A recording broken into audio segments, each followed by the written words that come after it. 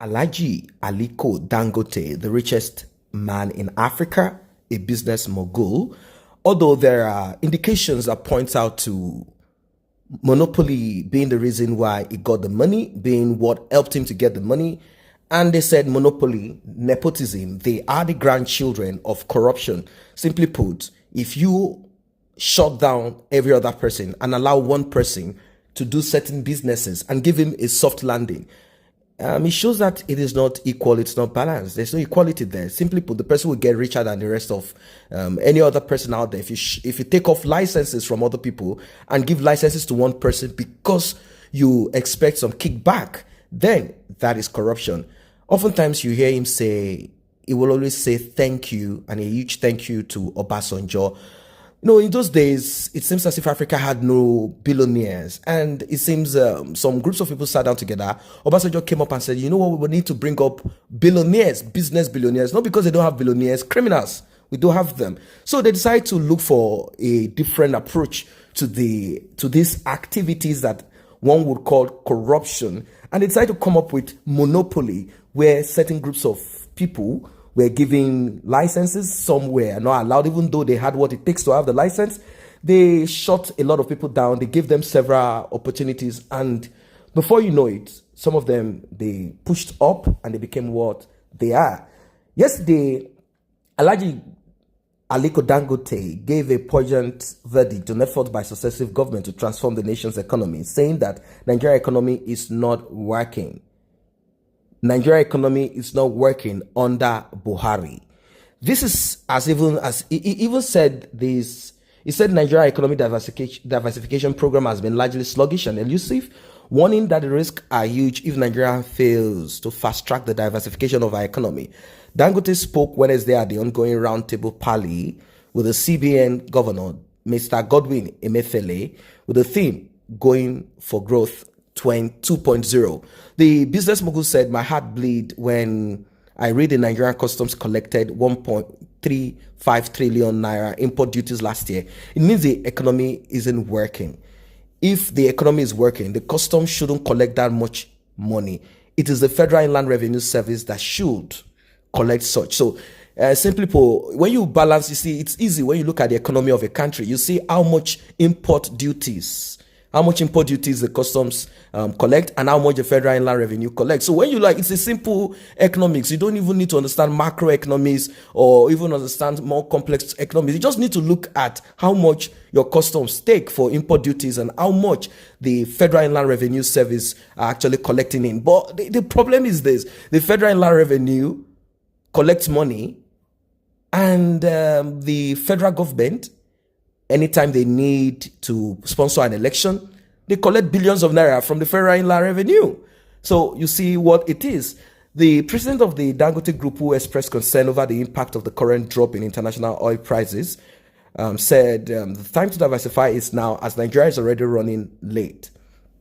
He identified agriculture and manufacturing sectors as a hub around which the nation's economic diversification should be hinged to achieve the goal of sustainable national development. Dangote clarified, we can diversify the economy through agriculture and manufacturing. Manufacturing creates a lot of jobs, creates middle class, and transforms families. These are the areas we need to focus on. But how do you diversify into manufacturing and making it an inclusive growth? You need to do more of backward integration or import substitution. Our economy is great because we have a local market. The economy of Asia is focused on exports, but we have a domestic market with us, and that's about 20 million population apart from the ECOWAS market. So we need to look more backward, integrate from the back, meaning go down to the grassroots, and also we need to look into import substitution. Probably the country need to, rather than them looking at the issues of petrol and saying, all right, you know what, the government is going to pay half of the amount that you're supposed to pay for the oil. Why can't they impute that into, finding a way to at least give farmers certain amount of loan and cut the tax so that they can actually, be able to buy equipment and work. Our import last year was almost 47 billion dollars.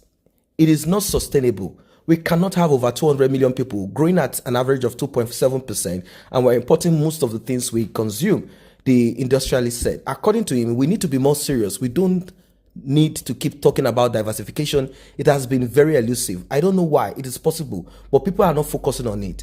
Noting that Nigeria has not has significant advantage in manufacturing, the Africa Richest Man advised that talks during the roundtable should generate workable solutions to the nation's industrial challenges. Dangote also lamented that the poor facilities leading to the seaports remain economic drain as it continues to impact cost of doing businesses. Adding that the government should look into the cost of doing business in view of the implications for investment and the nation's GDP. He said government lost so much money last year in the traffic log jams of Apapa. I think that's one of the locations where he has his business too. Our three companies lost 30 billion naira in profit as a result of the traffic log jams, which also means government will collect less tax from us. So we need to look at infrastructure. We need to look at power, because without power, there won't be growth.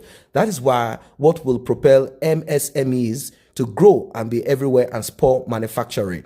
But it's quite unfortunate that the roads that lead to that Apapa that should, these roads are supposedly controlled by the federal government.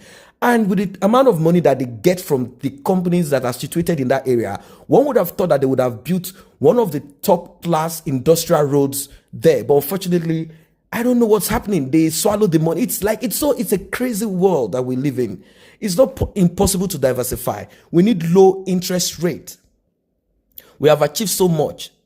We have achieved to some extent. We need long-term funds, and we need CBN support to assess forex for the import of machineries. This is what he added, and it's very important.